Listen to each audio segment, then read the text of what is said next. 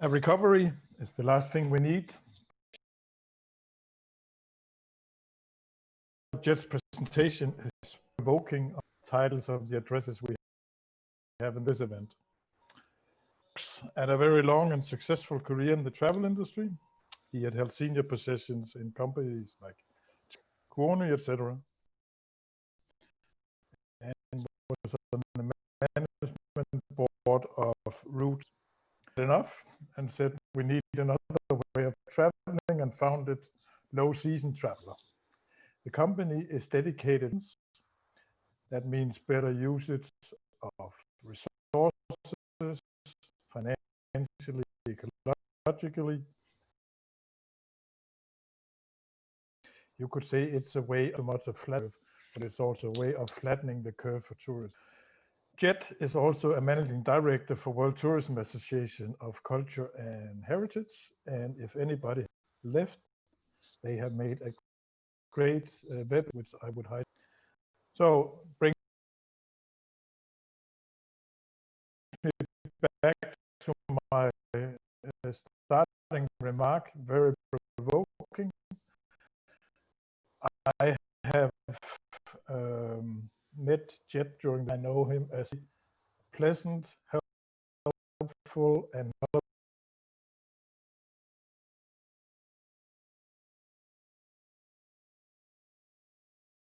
yours is the floor. Thank you very much indeed, Jens, for this opportunity. It's great to be here at the BUZZ.travel event. Share my screen with you, if I may.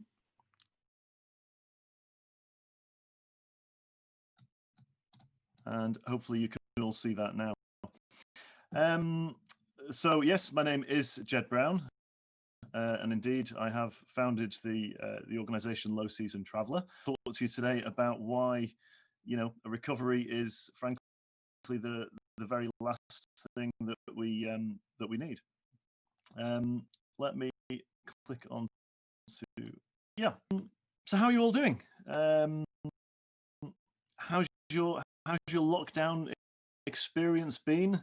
Are you still in lockdown? I know some people are starting to ease their way out of lockdown. Yeah, it's certainly a unique few months for me as well. A lot of firsts for all of us. I've been involved in more webinars than I ever imagined in my wildest dreams. And like you, I've been fascinated to gain to I usually get. Through these webinars, we've been invited into the homes of our industry colleagues. And quite frankly, I've been in awe of people's home office setups. I've seen all kinds of, teak bookshelves. I've seen areas. I've been generally quite impressed and quite in awe, if I'm very honest. Especially given that my home office is actually my youngest daughter's bedroom.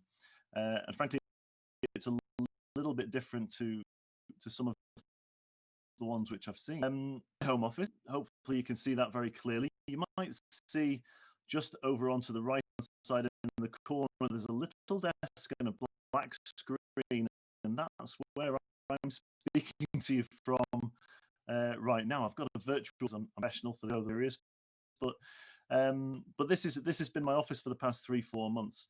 Usually I have an office in Manchester, which is very corporate and very staid. But for the past 3 months, I spent my lockdown in a land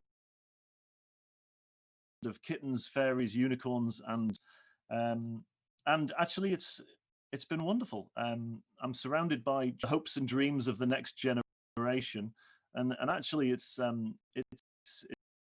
kind of inspired me in many ways over the past few months. So there you go. I bet you're all of my home office setup, aren't you? Yeah.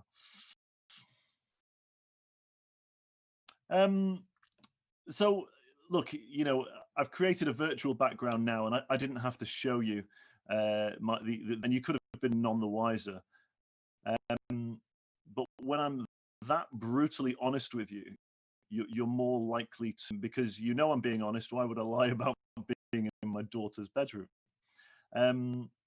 So, we've also heard a lot of speakers recently telling us about the importance of trust. And I think there's a general perception we need to start being more truthful. There's been issues of trust with regards to the travel industry when people have been handing over that they're entitled to a refund if the travel doesn't happen, and for whatever reason we haven't been able to hand back the cash, is at risk of being eroded. But also, more generally speaking, in our industry, we're telling little white lies. And I'd like you to remember as we go through this presentation the importance of truth and trust as we continue today.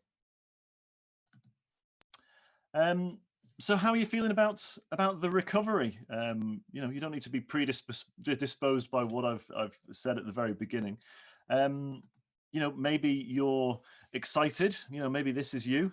You're excited. You're nervous. You're ready to take more bookings for sure. I'm sure everybody is. Maybe you're ready to travel again yourselves. Maybe you're not. I don't know. But when we talk about recovery, I'm not convinced that recovery is the right word. I don't know what the right word is, but recovery, it just feels wrong. You can see here the definition: a return to a normal state of health, mind, or strength. I suppose it could be more appropriate to call this a radically different and changed tourism offering, which balances more evenly the needs of travelers, communities, and the environment. But I guess recovery is easier to fit on a hashtag, and maybe we should just stick with recovery. But recovery does seem to intimate a return to a previous state of affairs, and I'm not convinced that that's a noble or a just aim, if I'm being very honest. So what was normal before the coronavirus? What's this normal that we're hoping to recover to? So this is how we inspired people to travel over the past 10, 20 years. We used some really beautiful images to draw people in to visit our destinations around the world. And a lot of these images you'll find on posters, travel websites, brochures in the old days, blogs. They're all over the place. This is obviously the Acropolis. This is a beautiful one. It really draws you in, makes you want to be on that beach. So that's Maya Bay in Thailand, famously where the beach was set. It looks just breathtaking. This is a lovely stretch of beach in northern Spain. It's called Levant Beach, and it's absolutely glorious. And it's not photoshopped. That's the color of the water there in that picture. And I've got to point out that all of these photographs here, by the way, they weren't taken during the COVID-19 lockdown, just to be absolutely clear either. And this is Venice. In Italy, it's the Ponte della Paglia. So these were the kind of images that we used to sell people travel, because we're very conscious that when we're selling travel, we can't actually show them the product. So we have to give them the next best thing, and that's photographs and descriptions of what they're purchasing. And let's remember that usually a holiday or travel is the largest single expense that anyone will pay for in any given year, assuming they're not buying a car or a house on that particular year. So that's what we sold you. And for about 70 to 80% of you that travels to those destinations, this is what you actually got. So this is the view from the Acropolis in Athens. So again, this is normal, and this is the experience for approximately 70 to 80% of people that visit Athens, because they go in the peak time. This is Maya Bay in Koh Phi Phi in Thailand. Again, this is the normal that we're aspiring to get back towards. Had to be closed down last year because the biodiversity was so destroyed that it felt that the only way to recover it is to stop tourists from going there for at least a year. This is normal in Levant Beach in Salou in North. Again, this is the experience that most people have. Again, when you look in context of social distancing, which is the lens we're all viewing everything through right now, it looks pretty horrific, actually. And this is the Ponte della Paglia in Venice in Italy on an average day. Again, social distancing, you'd have heart failure looking at that. And I always think whenever I'm looking at these images, I'm always thinking, you know, that lady there with the red hat, is that the experience that she signed up to? When she was handing over her cash to a travel agent in, you know, the Midwest of the US, is that the experience that she thought she was going to be having? Or is it a different experience? So serious question for you now. Why would those last few images not be used in each destination's promotional materials? Seriously, why aren't they used? That's the reality. That's the absolute reality for 70 to 80% of people that visit those destinations during the peak times. So why aren't we showing them the images of what they're going to be getting when they're in destination? And when you've answered that to yourself or to your colleagues, think about what the implications are of your answer. Are we as an industry, and have we been truthful, and can consumers trust us? And as an interesting side note, when I set up Low Season Traveler, I wanted our imagery to be different to the norm because we were the only company that was going to promote the low seasons. And what I found is that, you know, obviously, all of the ones that are selling the high seasons, they use the imagery from the low seasons. So unfortunately, my photographs aren't any different to the rest. But I'm being truthful because all of the clients that travel with us, they all go during the low seasons. So let's see what we want to recover too. So again, big picture stuff here. This is figures from the United Nations World Tourism Organization, their tourism highlights. The most recent ones that I could get my hands on were the end of 2018. And we could see that, you know, it was the good old days. Arrivals up 5% year on year. So again, you know, still going up. Tourism receipts up 4% to 1.7 trillion US dollars. Again, all good positive stuff. 9th consecutive year of arrivals growth. Geez, you know, wonderful times really for the industry. There were more tourists than ever before at the end of 2018. Solid growth in every region, even established markets like Europe, seeing up 5% year on year in terms of international arrivals. Asia Pacific plus 7%, fast becoming the larger area in the world for tourism. And even the likes of Africa and the Middle East growing 5% and 7% respectively.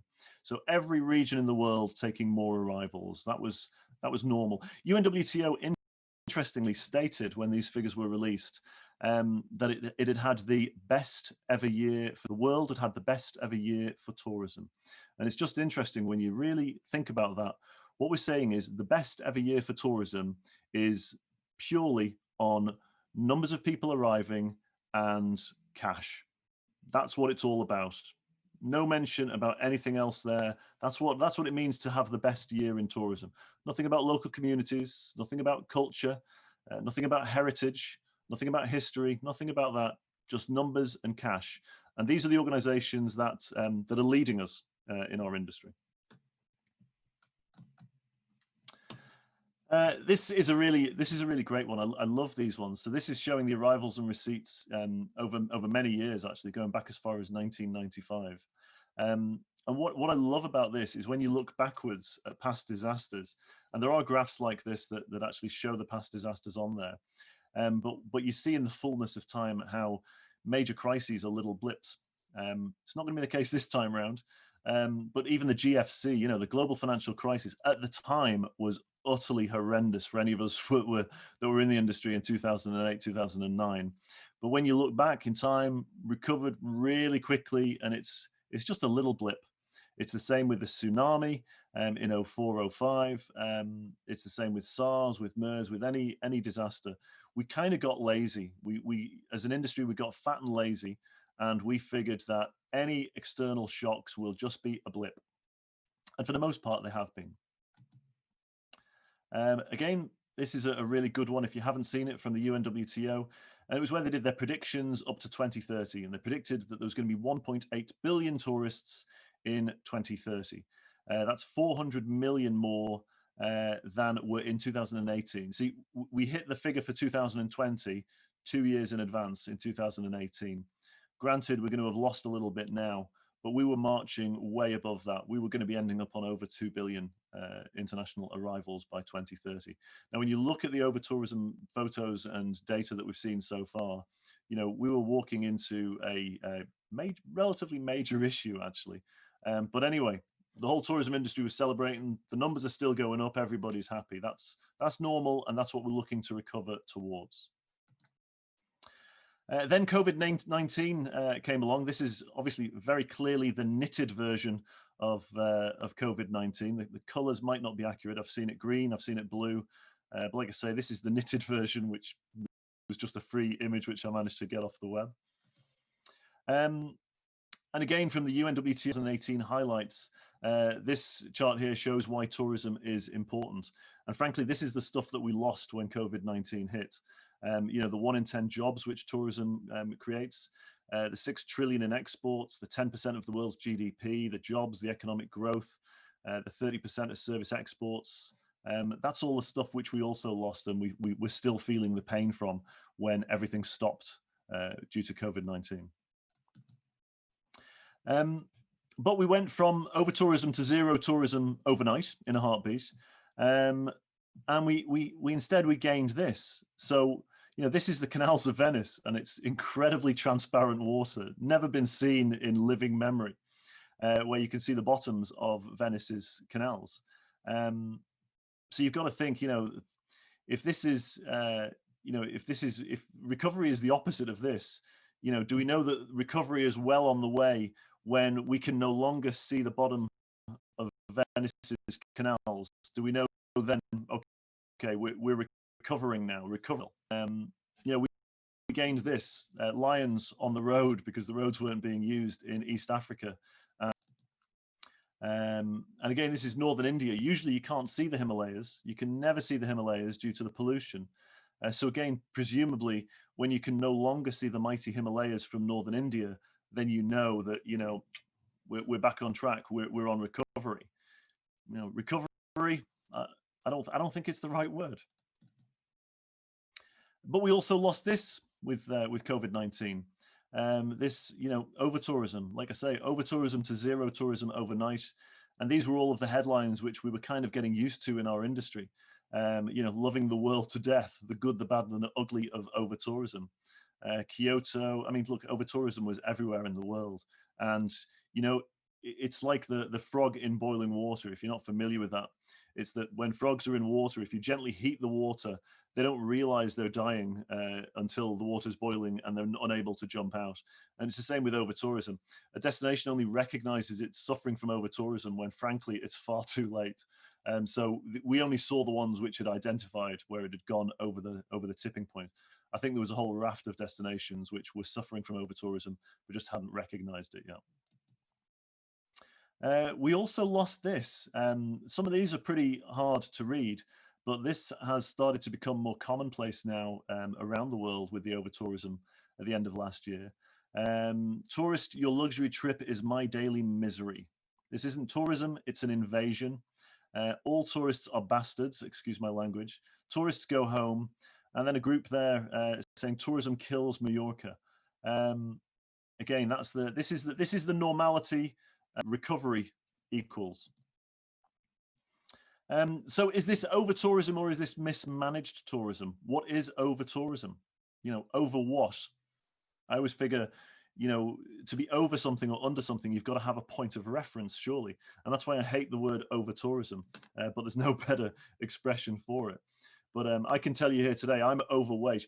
How do I know I'm overweight? Because doctors and experts have prescribed that for a man of my age, my stature, my lifestyle, there is a range of weight which is deemed to be healthy and optimum for all of those factors. That's how I know I'm overweight or underweight, but I am overweight. But when we're talking about tourism, over what? We need a point of reference, and we don't have one. I guess it's the Goldilocks paradox. You're all familiar with the story Goldilocks and the Three Bears, where, you know, they have the porridge and, you know, one was too hot, one was too cold, and one was just right. Well, you know, in tourism terms, we now know how many is too many because it's over tourism. We now also acutely aware of what's too few because that's what's happened with COVID-19 and the pandemic. But how much is just right? What does that look like? You know, do we actually know?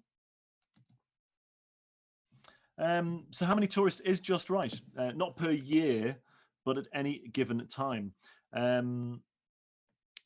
This is an interesting one because I've spoken to ministers for tourism, CEOs of tourism authorities, and I always ask them what's the capacity for their destination, because like a theme park or like a museum, you must know what your capacity is, and they always talk about the available bed nights. And I'm always thinking, well, what about the road capacity? How many cars can the roads take? How many taxis, public transport? We need to know what your destination is geared up to taking, because you have to think of tourists as temporary residents. And if they actually were treated properly like temporary residents, then I think that the town planners would possibly want to get more involved on this issue, because it does affect the local community's lives. So we need to get a better handle on the distribution of our tourism and avoid the pressure points. So I just wanted to show you, a little bit more detail. This is really rough. This is what we call in the UK, for anybody outside of the UK, this is fag packet calculations. So excuse the crudeness. But what I wanted to just demonstrate here in really simple ways is a seasonality curve, when most visitors arrive. So, along that y-axis there, you would have visitors in thousands or millions, and across the bottom you have months of the year. And the two curves that I'm going to show you are the same number of visitors in a year, just spread differently. But currently, for many destinations in the year, you find that 5-6 months, they're doing about 75% of their arrivals, meaning for the other half of the year, they're only doing 20. Not good for hotels, not good for the economy, not really good for anybody. Although actually, arguably, it's great for those tourists that do go and have this less crowded experience. But you can take the exact same number, and that's what I've done on this one. And if you flatten it out and you show it, over a wider period and a more even distribution, then yeah, okay, you've still got an ever such a slight peak on those months which we showed before, but broadly speaking, it's more even. And what's interesting about this is this particular curve that you're seeing here, this could be the arrivals into somewhere which actually has a hell of a lot of tourism, and probably or possibly over tourism. So, Venice would have a distribution curve like this. It doesn't have huge low seasons. It's basically pretty much all year round in Venice. But it could also be Myanmar, and Myanmar famously suffers from under tourism. So it doesn't really get any huge peaks. It's relatively flat, and the curve looks a bit like this, but it's just really, really low all around. So there's room to improve. So yes, we are indeed, we're talking about flattening the curve yet again, but it's not the COVID curve, it's the seasonality curve. So what are the choices for flattening the curve in terms of seasonality? Well, the way in which I figure is we've got 3 main choices. Increase prices to deter some visitors. And look, many hoteliers do that already. They increase the prices during the peak seasons, and they do it because they can make more money. But if we increase the price of the overall offering during the peak seasons, it would certainly lower the number of participants or the number of visitors. We could develop more destinations and resorts. I don't think that's appropriate, because presumably it means that we're creating new hotels that are going to be occupied for 6 months of the year 100%, and 6 months of the year 20%. And I don't think that's the best use of resources. It doesn't feel like a sustainable offering to me. The third option, of course, is to encourage and promote during the quieter weeks and months of the year, which for me is just blind. Got the infrastructure, we know that. So why wouldn't we do anything about that? Why does nobody ever choose the third option? I don't know if any of you out there are familiar with this. I love maps, just generally speaking. I absolutely adore maps, and I look at old maps, and you used to find this expression on old maps, and it was when they couldn't really tell what else was out there in the seas and the oceans. They just used to put "Here be dragons," because it was the unknown. It was the great unknown. Nobody really knew, so they just put, yes, probably dragons and all kinds of bad stuff there. And that's what the low seasons, I think, have been like historically. Here be dragons. It's filled with fear. What's it like during the low seasons? Who knows? Nobody goes during the low season. But it's also filled with adventure, and that's the bit that we have to key into. So be under no illusion. As an industry, we are responsible for the seasonality issue. As travel agents, and I was one myself, and tour operators, we were solicited for advice, and we informed people when was the best time to visit. I've traveled the world over during the low seasons, and the experience is utterly wonderful. But yet, as a travel agent, you come in and say, when's the best to, the west coast of Thailand? And we tell them when we thought was the best. It really does depend on what that person was looking for. But you have all kinds of articles like this. I just dug this one off Google. When's the best time to visit.com. What I do see, generally speaking, is a lack of confidence that our low season product is strong enough. And it's as if we don't really see the value in it ourselves.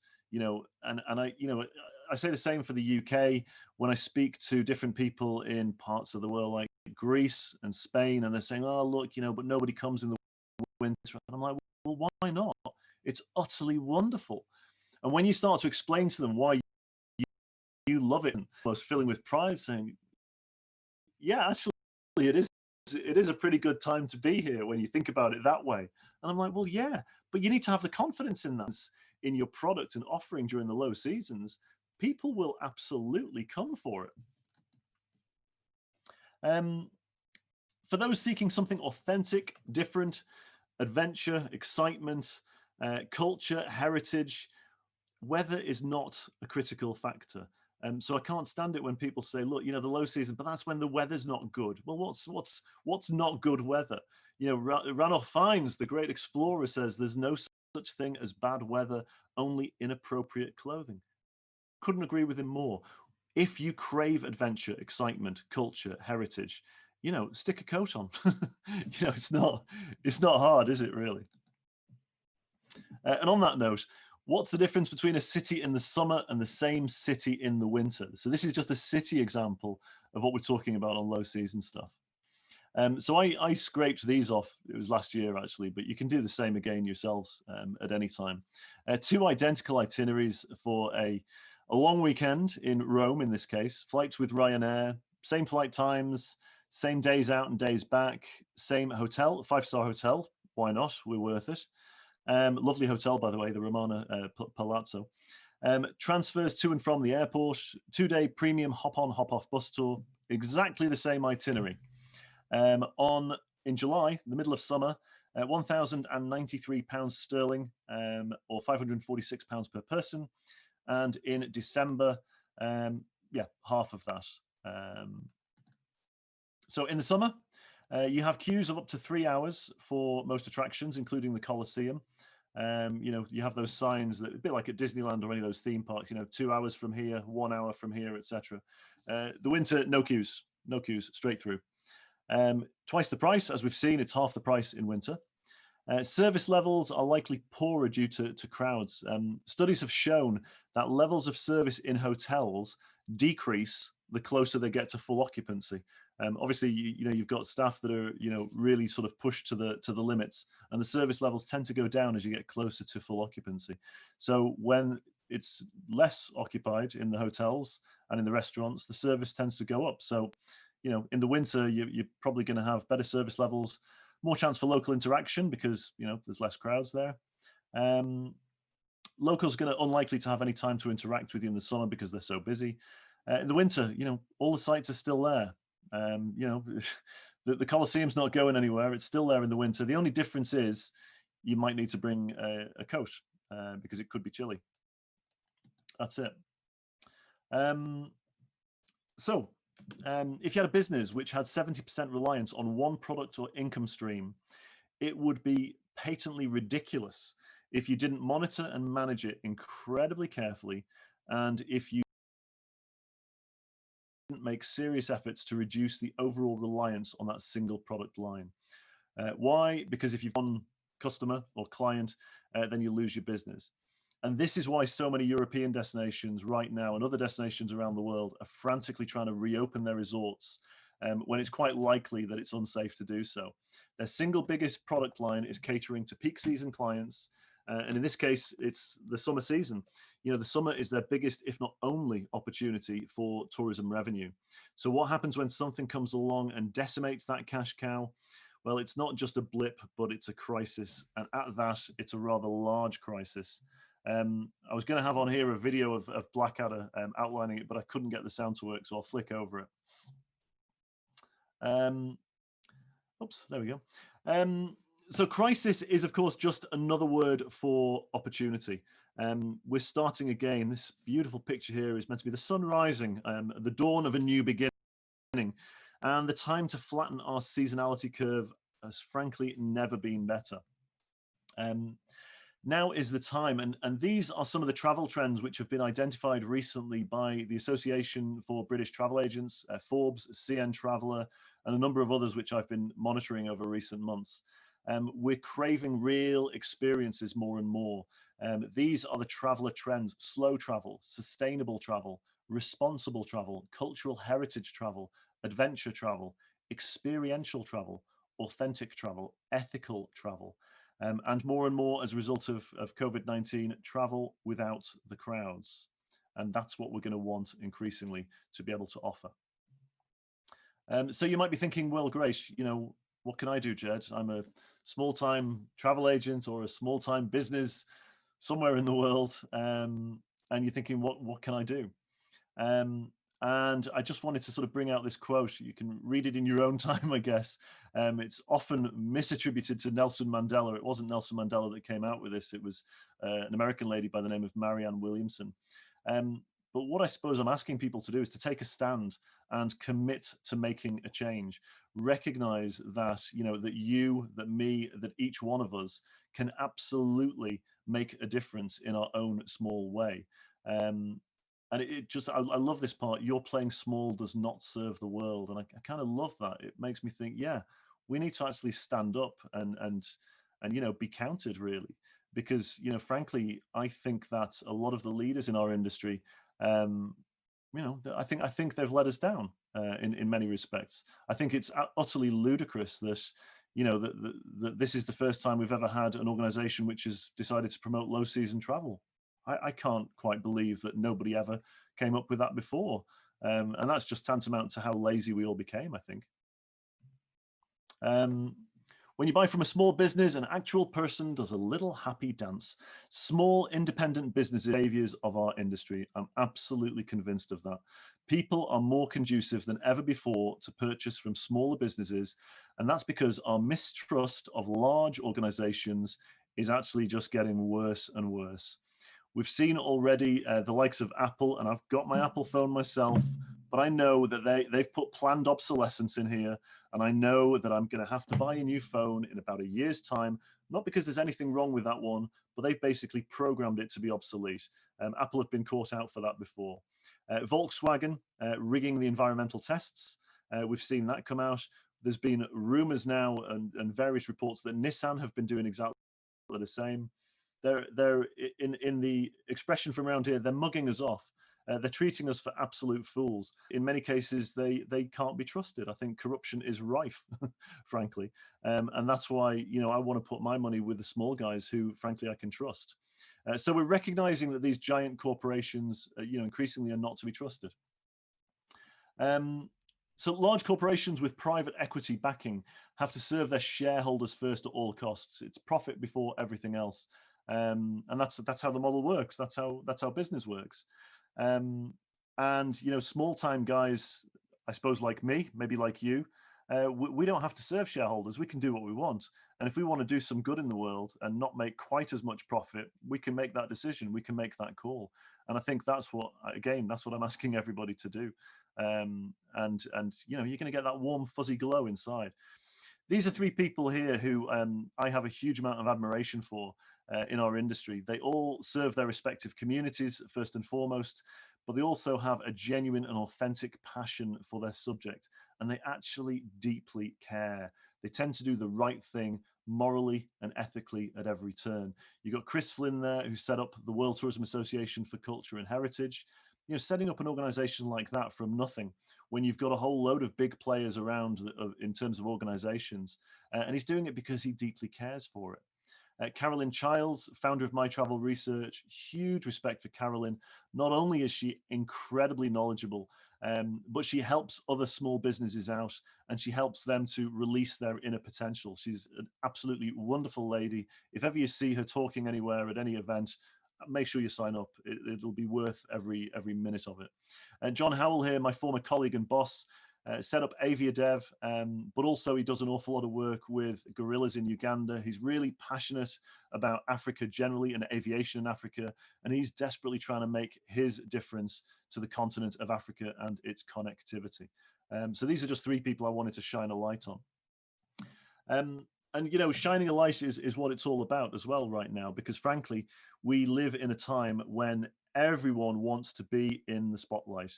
Everyone wants it to be about me. I want to have my selfie. It's the, you know, the me generation. Well, you know what? That's absolutely great, because in a world where everyone wants to be in the spotlight, spotlights are the most popular commodity. So, you know, I guess I'm asking everybody here to be the spotlight and just see how popular you become. You know, you see how you become more respected and listened to. Also, you gain a massive amount of knowledge. But, you know, throw on your own show, do a podcast where you're interviewing other people, excuse me, and shine your spotlight on them. And yeah, just watch how popular you become, and you'll do really well. But shining the light on others, you know, just make sure that they are truly deserving of your glow would be my word of caution on that. On that subject, I'd just like to shine a light on these two shows. They're just wonderful. There's a guy called Mohammed Shirkavand, based out there in Iran, does a tourism live talk show on Instagram every Sunday. It's 2 hours long, which sounds really daunting. I was on the show and I was warned about it. I was saying, you know, someone said to me, it was Chris Flynn actually, said, look, Jed, it's a 2 hour show. And I was thinking, my God, who does a 2 hour show just on a one-to-one interview? And actually, when I did the show, we got to a level of talking about tourism that was way beyond anything we'd ever done before. So, you know, for me, I think that was quite a courageous move by him, and he's getting some amazing guests on there, worth checking out. And also these guys here, the guys at AE Canada Travel Show, the most Canadian thing you're ever going to see, really doing their bit to shine the spotlight on Canada and Canada's small businesses. Their passion for these guys have for their country is infectious. Recommend you check it out. So in summary, we can't and mustn't go back down the path we were on. We know where that leads us. We've got a golden opportunity to proactively promote our low seasons and thus create a sustainable year-round offering. We just need to have the courage to target the growing number of travelers who fit the low season profile. We're at a critical junction in the global travel industry today. And this photo reminds me of the poem by Robert Frost, which you may know, The Road Not Taken. You know, we can go down the path that we went down before, or we can choose to go down a different path, the less traveled path. And as the poem says, two roads diverged in a wood, and we should take the one less traveled by, and that will make all of the difference. And on that note, and I know I've run over, Jan, so my apologies. Thank everybody very much of my contact details. If there's ever any way we can collaborate, and at that, I would now like to stop sharing my screen.